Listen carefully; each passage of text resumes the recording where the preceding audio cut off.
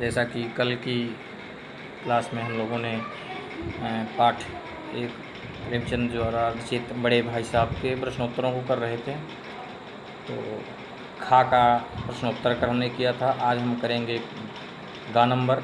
निम्नलिखित के आशय स्पष्ट कीजिए। आशय मतलब होता है मेंस। यानी प्रश्न नंबर 1 है, इम्तिहान पास कर लेना कोई चीज़ नहीं, असल चीज़ है बुद्धि का विकास। यानी इम्तिहान मीन्स होता है परीक्षा, एग्ज़ाम को पास कर लेना कोई चीज़ है, लेकिन असल चीज़ है बुद्धि का विकास यानी डेवलप। तो उत्तर है, इस पंक्ति का आशय है यानी इस लाइन्स का मीन्स है कि इम्तिहान में पास हो जाना कोई बड़ी बात नहीं है, यानी परीक्षा पास कर लेना कोई बड़ी बात नहीं है, क्योंकि इम्तिहान तो रटकर भी पास किया जा सकता है। इम्तिहान को रटकर पास किया, रटकर मतलब याद करके।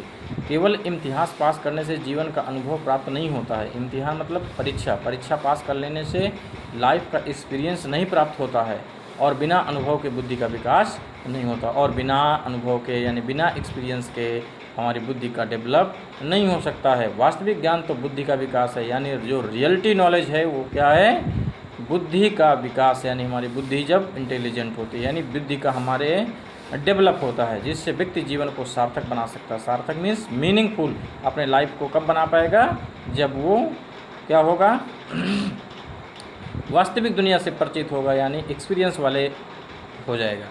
प्रश्न नंबर 2 है, फिर भी जैसे मौत और विपत्ति के बीच भी आदमी मोह और माया के बंधन में जकड़ा रहता है, मैं फटकार घुड़कियाँ खाकर भी खेल कूद का तिरस्कार ना कर सकता था। यानी खेल कूद का तिरस्कार मतलब हेट, यानी छोड़ता नहीं था। तो लेखक खेल कूद, सैर सपाटे और मटर गश्ती का बड़ा प्रेमी था, यानी इनका बहुत बड़ा प्रेमी था। उसका बड़ा भाई इन सब बातों के लिए उसे खूब डांटता डपटता था, उसे घुपड़ियाँ देता था, तिरस्कार करता था, परंतु फिर भी वह खेल कूद को नहीं छोड़ सकता था। वह खेलों पर जान छिड़कता था, यानी जान दे सकता है लेकिन खेल को बंद नहीं कर सकता था। जिस प्रकार विविध संकटों में फंसकर भी मनुष्य मोह माया में बंधा रहता है, उसी प्रकार लेखक डांट फटकार सहकर भी खेल कूद के आकर्षण से बंधा रहता है, यानी उस खेल कूद के से अट्रैक्ट था, लेकिन वह किसी को छोड़ नहीं सकता था। प्रश्न नंबर 3 है, बुनियाद ही पुख्ता ना हो तो मकान कैसे पायदार बनेगा। बुनियाद मतलब नींव, बेस ही मजबूत नहीं होगा तो मकान कैसे मजबूत बनेगा। तो उत्तर है, इस पंक्ति का आशय है यानी मीन्स है कि जिस प्रकार मकान को मजबूत तथा टिकाऊ बनाने के लिए उसको नींव को गहरा तथा ठोस बनाया जाता है। यानी जब हम कोई घर को बनाते हैं तो सबसे पहले उसके नीचे खोदते हैं, यानी उसकी दीवार को नींव यानी बेस बनाते हैं, और वह बहुत ही टिकाऊ बनाते हैं। ठीक उसी प्रकार से जीवन की नींव को मजबूत बनाने के लिए शिक्षा रूपी भवन की नींव भी बहुत मजबूत होनी चाहिए। शिक्षा रूपी भवन यानी एजुकेशन रूपी बिल्डिंग की नींव मजबूत होनी चाहिए, क्योंकि इसके बिना जीवन रूपी मकान पायदार नहीं बन सकता है, यानी इसके बिना हमारा जीवन यानी हमारा लाइफ अच्छा नहीं हो सकता है। प्रश्न नंबर 4 है, आंखें आसमान की ओर थी और मन उस आकाशगामी पथिक की ओर जो बंद रात से आ रहा था, मानो कोई आत्मा स्वर्ग से निकलकर विरक्त मन से नए संस्करण ग्रहण करने जा रही हो।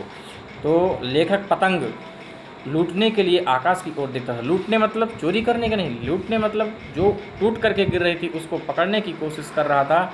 उसकी आंखें आकाश में उड़ने वाली पतंग रूपी यात्री की ओर थी। पतंग रूपी यात्री यहाँ पर इसलिए कहा जा रहा है क्योंकि पतंग उड़ रही है। जिस प्रकार यात्री यानी जो सफ़र करता है उसे पतंग को सफ़र करती है, अर्थात उसे पतंग आकाश में उड़ने वाली दिव्य आत्मा जैसी मनोरम प्रतीत हो रही थी, यानी फील हो रही थी। वह आत्मा मानो मंद गति से झूमती हुई नीचे की ओर आ रही थी।